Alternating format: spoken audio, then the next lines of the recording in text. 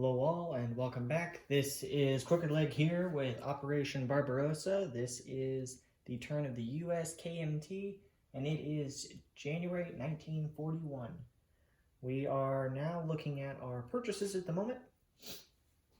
So we kind of took a look and regardless of the outcomes of the tech, shouldn't necessarily impact the name that we're going to purchase this round. Went back and forth on maybe considering buying attack transports, but I don't know that I would need them necessarily. So we'll nix that. But our purchases are, we're buying 3 transports for $18. And let me back up a little bit. We have $68. We initially had $74, but the Japanese were sweet enough to pinch off a couple of dollars. So we did lose $6 to convoy rating. We lost a total of, I believe, $1 in the Pacific, and then we lost $5 in the Atlantic. So anyways, so back to purchases. So we have $18 for 3 transports. We have $6 for 1 destroyer. So 6 plus 18 would be 24. And we're spending 12 for a strategic bomber that we're lend-leasing to the British. So that brings us to 36.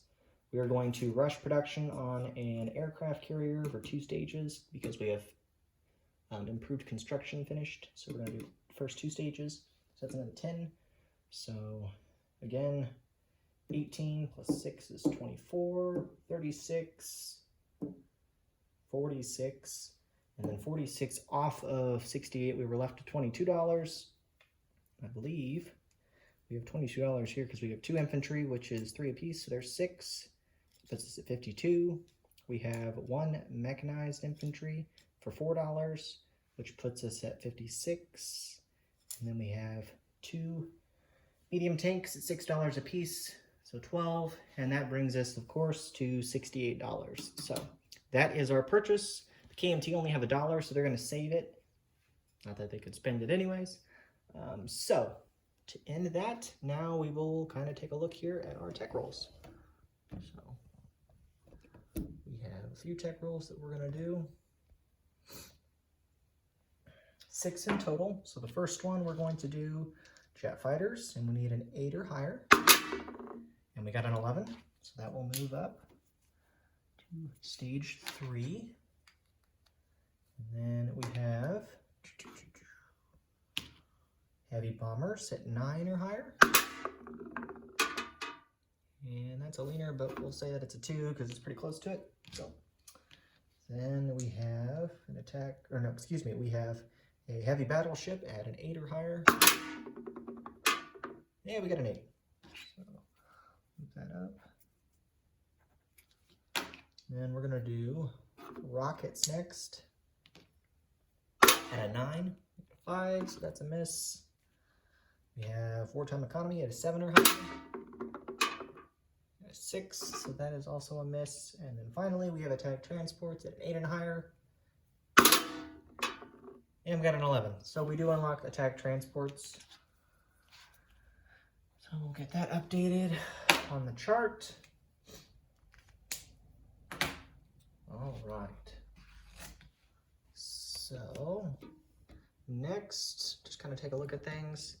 The U.S. is not going to make any combats. I kind of went back and forth and thought about going ahead and taking out that sub over there, but the way we're doing the rules is that you have to get permission to attack it and confirm whether or not they are going to attack or submerge, and it's late right now for my German comrade in Germany, and this game is coming to a close, so we'll just ignore that this turn.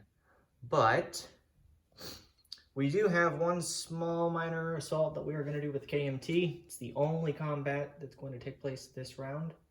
We are going to attack from, I don't even know what the name of this territory is. It's right here.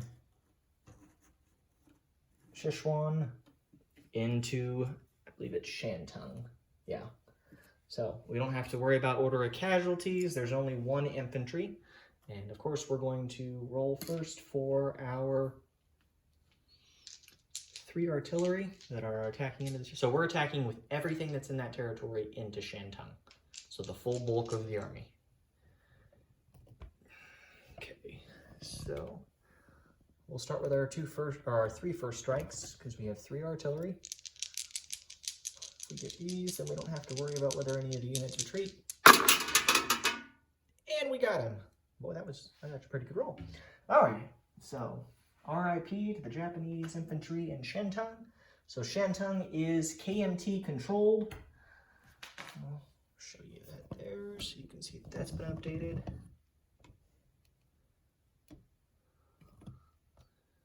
So we'll remove our action marker there, and we'll move the entire bulk, the army, into there.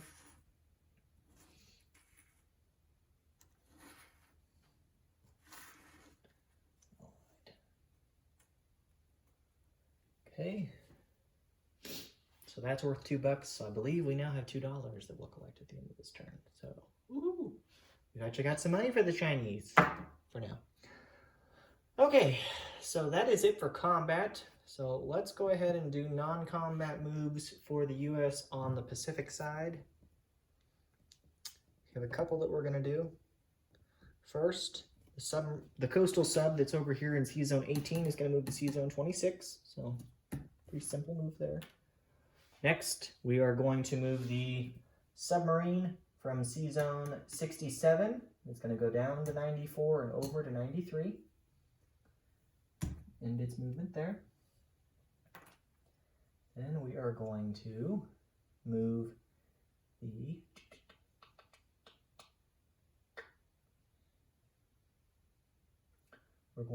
the submarine from Sea Zone 95 into Sea Zone 94. Actually, I take it back. We're going to move him from 95 into 92, so 1, 2. And then we're going to move the coastal sub from Sea Zone 68 to Sea Zone 67. Then we are going to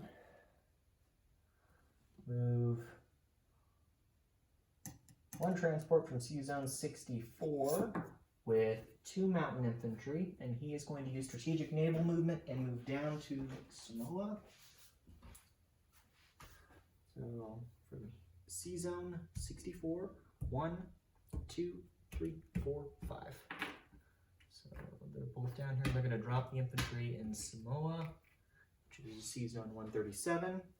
We're also going to move the transport in Sea Zone 64 with 2 infantry, and they're going to move from Sea Zone 64, and they're going to move 1, 2, 3, so they're going to end in Sea Zone 101. And then our fleet that is here in Sea Zone 68, which consists of 2 battleships, 2 heavy cruisers, and 3 destroyers, it's going to move down from 68, 1, 2, 3, and end in Sea Zone 137 in Samoa.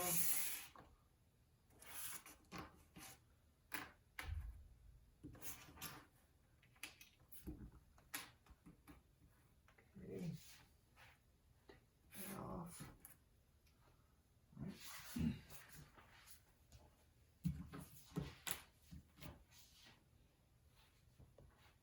So we zoom in here so you can see for sure. Questions. So there's the transport by itself. There's the bulk of the Navy over there. Kind of fuzzy, but you get the idea. And that is it for non-combat movement on the Pacific side, other than we will have an aircraft carrier that's going to move across through the, not Suez, but the Panama Canal, but we'll do that in a minute. So, and actually real quick, I forgot. I apologize to my comrades here. We are going to do a convoy raid with the sub in Sea Zone 55. So,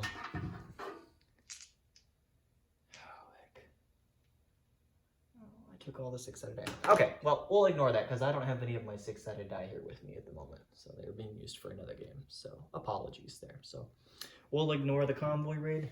No biggie. Like I said, this game's quickly coming to an end here as we're expecting Moscow to capitulate after it falls to the Germans next turn.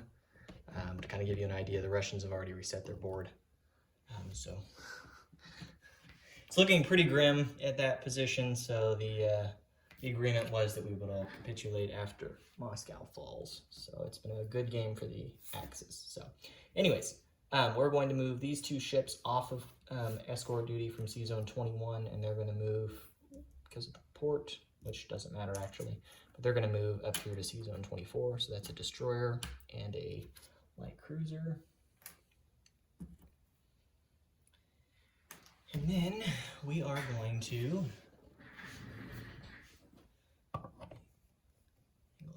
so we've got two battleships and a destroyer that's here in this giant British fleet, and they're going to move up from Sea Zone 79 via the extra movement from the dry dock. We're going to move into Sea Zone 80 or Sea Zone 48, 32, and end in Sea Zone 23. Along with these two coastal subs, which are going to move from Sea Zone 32 into 23. So there's how that looks at the moment. And then we have a couple of things we're going to do here. We're going to take these 4 transports from Sea Zone 30, and they're going to end their movement in Sea Zone 23. They'll each be moving 3, which there's a port here, so they'll be able to move 1, 2, 3, and in there. We're going to load the 3 U.S. Marines along with regular infantry.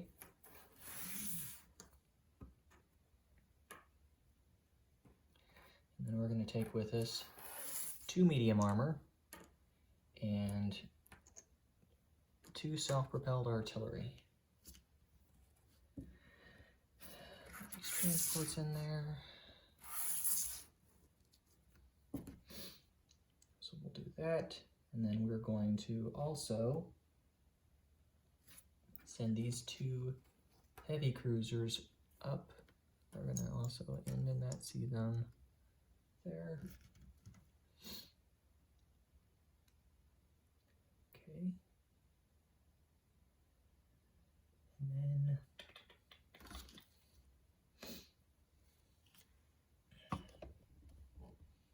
leave that destroyer where it's at. We're going to bring this light cruiser up from Sea Zone 76. It's going to go 1, 2, 3 and end in Sea Zone 30. We're going to bring this fighter up and land in New York. 1, 2, 3. No big deal there. We are going to take, essentially what we're going to do here is picture these 2 tactical bombers taking off, and they're going to fly to Sea Zone 75, 103, and land in the sea zone adjacent to 103 on the Pacific side. They're going to land on this aircraft carrier that's also going to move 1, 2, and 3. So we'll move him over, and we will take with it a destroyer. So let's go put that over there real quick so you can see where that's going. So you guessed it right there where that token is. That is where we're ending our movement, which is Sea Zone 97. We'll hold up at 97.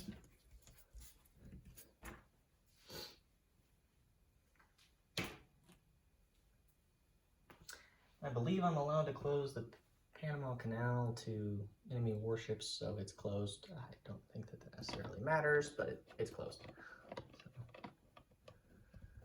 So, let's see. Let's go back over here to the the Atlantic side.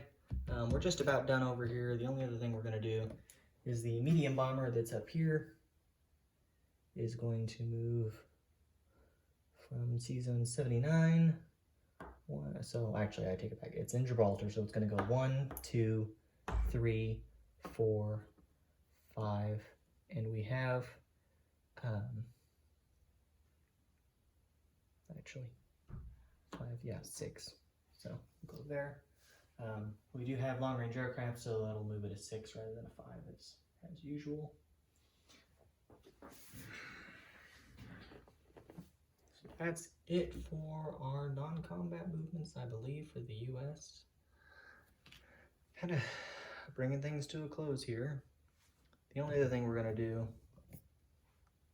doesn't really matter. I actually need to chip this out because there's supposed to be infantry there. So make it an infantry.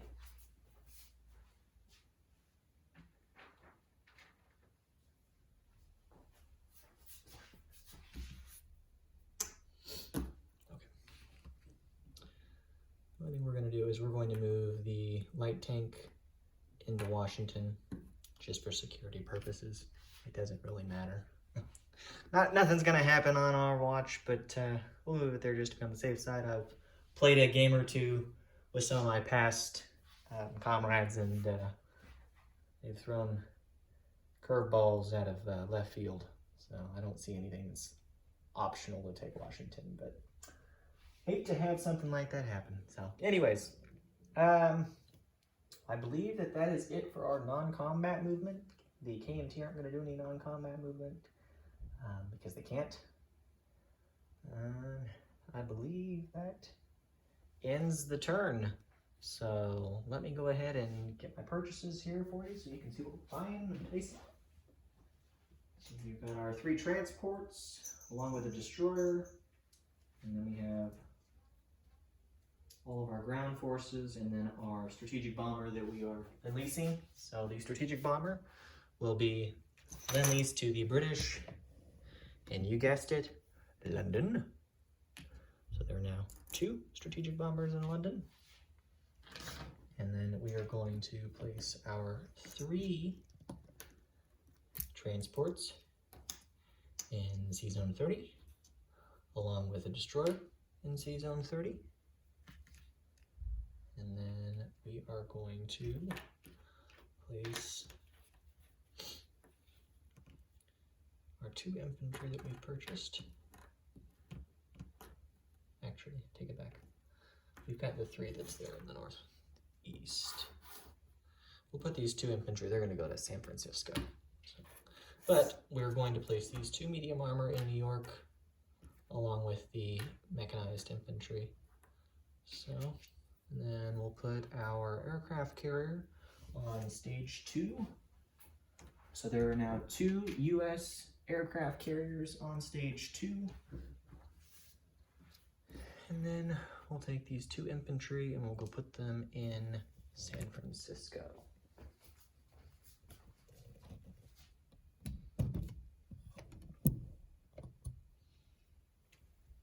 There we are. Get them pointed towards the Japanese so they can shoot at any of them that decide to try to invade our territory. All right. So that is it for the United States KMT turn, and we are now wrapping up the end of January 1941 Operation Barbarossa. I believe that if everything goes as the Axis are anticipating and as the Allies unfortunately are also anticipating, this will be the last U.S. KMT turn for Operation Barbarossa. So thank you all for tuning in. This has been a fun game. Inexperience on some of the moves for the Allies, and we do apologize for that.